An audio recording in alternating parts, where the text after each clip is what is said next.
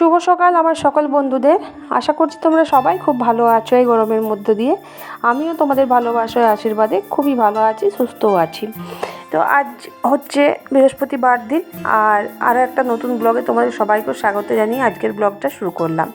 আর এখন টাইমটা হচ্ছে সকাল 9টা। তো আজকে সমস্ত কাজ গুছিয়ে তারপরে তোমাদের সাথে কথা বলছি।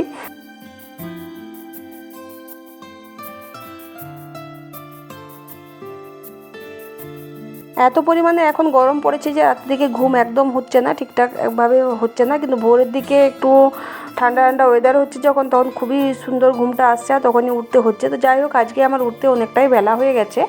আর বেলা হয়ে গেছে মানে 7টা বেজে গেছে আজকে ঘুম থেকে উঠতে। তো তাড়াতাড়ি ঘুম থেকে উঠে বাইরের কাজগুলো করে নিলাম, তারপরে ভেতরের কাজগুলো করলাম।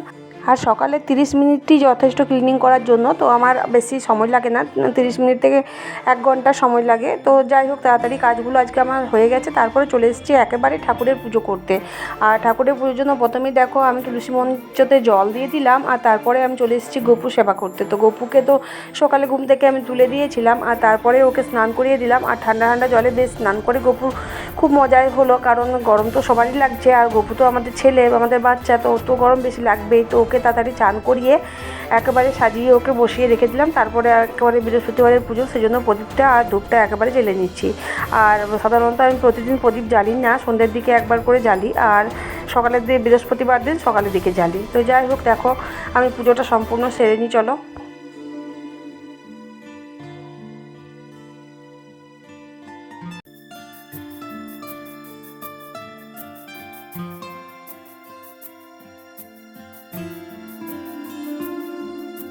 একা সংসারে কাজ করতে করতে আমি খুব হাঁপিয়ে পড়ি, আর একবার করে খুব রাগও হয়, মনে হয় যে আর কিচ্ছু করব না, কোনো কাজ করব না।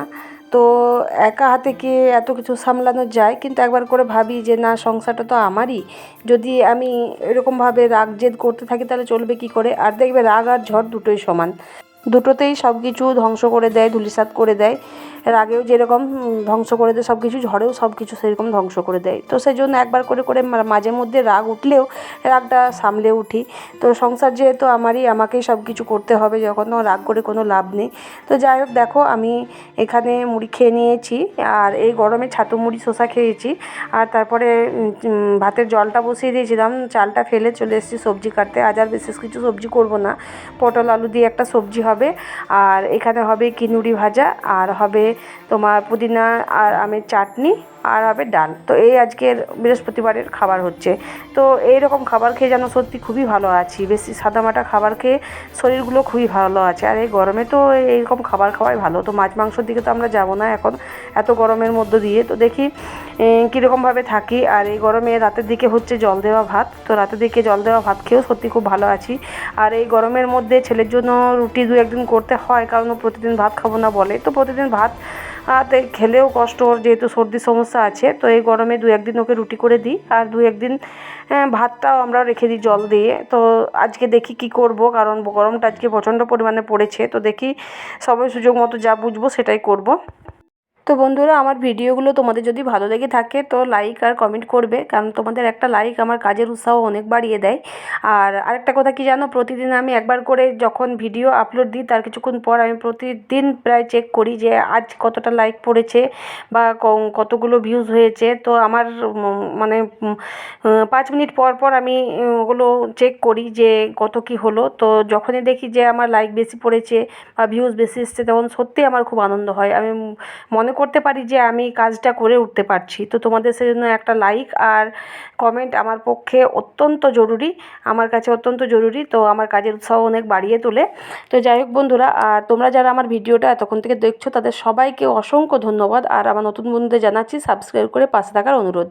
তো আমি দেখো রান্না বান্না সেরে চলে এসেছি, দেখো কাপড়গুলো তুলতে। আর এত গরম, বাবারে, বাইরে রোদে বেরোনো যাচ্ছে না, কি করব, বাইরের কাজটা তো এটাও সামলাতে হবে। তো সেই জন্য দেখো তাড়াতাড়ি আমি এই যে কাপড়গুলো তুলে একবারে ভেতরে চলে যাব, কারণ গরমটা প্রচণ্ড পড়েছে আর বাইরে বেরোনো যাচ্ছে না। তো কালকে ভিডিওতে তোমাদেরকে বলেছিলাম যে আমাদের বাড়ির ভেতরে যদি এরকম অবস্থা হয় তাহলে যারা বাড়ির বাইরে কাজ করছে তাদের কী অবস্থা হয়। তো এই গরমটাতে যদি 5 মিনিট দাঁড়িয়ে থাকি তাহলেই বুঝতে পারবো যে বাড়ির বাইরে যারা কাজ করছে তাদের অবস্থা কীরকম। সেজন্য আর বাড়ির বাইরে বিশেষ করে কাজে বেরোতে হবে না আমাদেরকে। যে কাজটা আমরা বাড়ির বাইরে ঘরের কাজগুলো করব সেই কাজগুলো করলেই জানা যাবে। তো দেখো রান্না তো আমার অনেকক্ষণ আগে হয়ে গেল। তো কাপড়গুলো তুলে আমি এখানে কুকারটা আর এইখানে যে চায়ের সসপ্যানটা ছিল সেটা ভালো করে পরিষ্কার করে নিচ্ছি, কারণ এই দুটো পরিষ্কার করাই হয়ে ওঠে না আমার চট করে, আর এগুলো মাজতে একটু সময় লাগে। তো সেই জন্য বেশি তাড়াতাড়ি হয় না, তো সময় লাগে একটু। তো আজকে রোদের মধ্যে বসেই মাজতে শুরু করে দিলাম। তো আজ মাজবো কাল মাজবো করে যদি রেখে দিই তাহলে থেকেই যায় এগুলো। তো যাই হোক একটু পরিষ্কার করে মাজতে হচ্ছে। আর কুকারটা তো প্রতিদিন আমি মাজি না, জল বুলিয়ে রেখে দিই। আর বৃহস্পতিবার দিন ভালো করে পরিষ্কার করে এই যে মেজে নিলাম। এখন 2-3 দিন চলবে, তারপরে আবার দেখি কবে মাজবো। তো যাই হোক দেখো তারপরে আমি বাড়ি চলে এসেছি আর বাড়ির ভেতরে গ্যাসটা এবার পরিষ্কার করে নিচ্ছি। আর গ্যাসটাতে প্রতিদিন এরকমভাবে মুছলে কত নোংরা বসে না। আর এখানটা এই যে রান্নাঘরটা আমার অনেক পরিশ্রমের ফল বলতে পারো, কারণ এই রান্নাঘরটার জন্য অনেক কষ্ট করেছি। আগে তো আমাদের যখন একসাথে থাকতাম তখন তো একটাই রান্নাঘর ছিল, তো আমি কাঠের টেবিলে গ্যাসটা রেখে সাধারণত রান্না করতাম। তখন গ্যাসে আমি রান্না করতাম না, উনুনেই রান্না করতাম। তো এই শ্বশুরমশাই আমাকে এটা করে দিয়ে গেছেন। তো এই মিস্ত্রিদের কাজ সম্পূর্ণ হওয়ার পরেই তিনি মারা গেছেন, তো 1 সপ্তাহ পরেই। তো যাই হোক লাস্ট উপহার যাকে বলা যায় শ্বশুরমশাইয়ের আমাদেরকে এটা। তো কী আর করব, মানুষটা বেঁচে থাকলে হয়তো মাথার উপরে ছাতার মতো থাকতো, কিন্তু এখন যখন বেঁচে নেই তখন এখন অভাবটা বুঝতে পারছি। তো তোমাদের সাথে গল্প করতে করতে দেখো আমার গ্যাসটা মোছা হয়ে গেল। আর ওই জন্যই আমি রান্নাঘরটাকে একটু বেশি গুরুত্ব দিয়ে পরিষ্কার করে রাখি।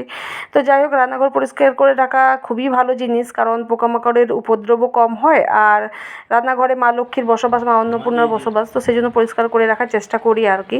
তো যাই হোক দেখো খেতে বসে পড়েছি আর সবারই খাওয়া হয়ে গেছে, এখন আমি খেতে বসে পড়েছি আর এই সকল রান্না দিয়েই খাচ্ছি। আর প্রথমে তো আমার ডালটা চাটনিটা কিছু দরকারই পড়েনি, তো ওই দিয়েই খাওয়া হয়ে গেল আমার ভাজা দিয়ে। তো তারপর চলে এসেছি ওপরে একটা বালিশ নিতে, যেহেতু নিচে ঘুমাবো আর সেজন্য জানলা দরজাগুলো সব লাগিয়ে রেখে দিচ্ছি। আর এখন তো উপরে ওঠা হয়ে উঠবে না, সে একেবারে বিকালে 6টা কিংবা 7টার পর উপরে উঠবো। তো সেজন্য একেবারে জানলাগুলো বন্ধ করে দিয়ে যাচ্ছি, কারণ হাওয়াতে তো প্রচণ্ড পরিমাণে ধুলো ঢুকবে। আর একেই তো আমাদের উপরে প্রচণ্ড পরিমাণে ধুলো হয়, তো সেজন্য একেবারে দরজা জানলা লাগিয়ে তারপরে নিচে যাব। আর এই 2-3 দিন হলো ছেলেকেও কলেজে যেতে দিচ্ছি না, কারণ কলেজ যেতে গেলে তো প্রচণ্ড পরিমাণে যে লুটা বইবে সেটা ওর লাগবে। তো এখন শরীরের থেকে আগে কিছু নয়, তো সেজন্য ওকে কলেজ যেতে দিইনি, বাড়িতেই আছে ও। তো সোমবার থেকে আবার কলেজ যাবে। তো যাই হোক বন্ধুরা দেখো আমি তারপরে সব ঘরের জানলা দরজাগুলো লাগিয়ে চলে এসেছি ছোটো ঘরটাতে। আর ছোটো ঘরটাতে প্রচণ্ড পরিমাণে গরম, আর ছেলে 4টের মধ্যে উপরে উঠে যায় আর তারপরে এই গরম বাড়িটার মধ্যে ঘরটার মধ্যে থাকে। তো যাই হোক বন্ধুরা বিকেলের দিকে একেবারে চা না খেয়ে সবাইকে চা করে দিলাম, কিন্তু আমি একটু গ্লুকোজ জল খাচ্ছি, কারণ প্রচণ্ড পরিমাণে ঘাম হচ্ছে বলেই গ্লুকোজ জল খাচ্ছি। তো যাই হোক বন্ধুরা আজকের ভিডিওটা আমার এই পর্যন্তই। তো দেখা হচ্ছে নেক্সট ডে নেক্সট ব্লগে। ততক্ষণের জন্য তোমরা ভালো থেকো, সুস্থ থেকো, এভাবেই দেখতে থাকো আমার সাথে আমার ব্লগ তড়িঘড়ি লাইফ।